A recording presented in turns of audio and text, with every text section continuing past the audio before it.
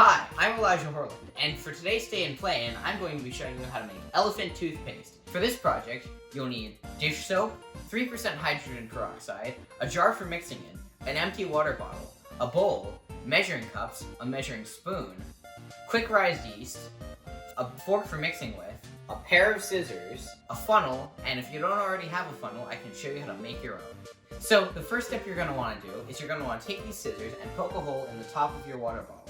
Once you have your hole in the top of the water bottle, you should take the cap off and use a funnel to put a half a cup of hydrogen peroxide and a fourth a cup of dish soap. Now, you need to make your yeast mixture, and you need it to rise. Take an eighth a cup and fill it with warm water. Pour that into your jar. Next, you need about a teaspoon of yeast. Pour that into the jar. Once you've mixed it with your fork, you want to let it sit for 15 minutes. I will fill a bowl with warm water and let the jar sit in that bowl to let the jar keep its heat. Once your yeast is done rising, you want to put all the ingredients together. So take your funnel, place it on top of your bottle, and then take your yeast, pour it in. Quickly put the cap on and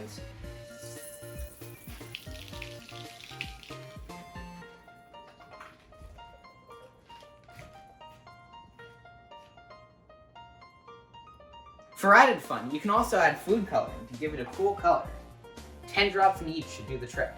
Should mix in the color well, but keep in mind that food coloring stains your clothes. Expanding.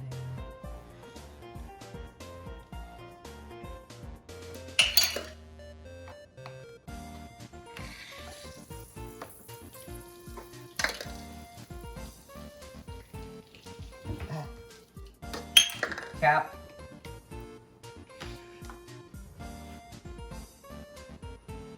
Is it going? Look!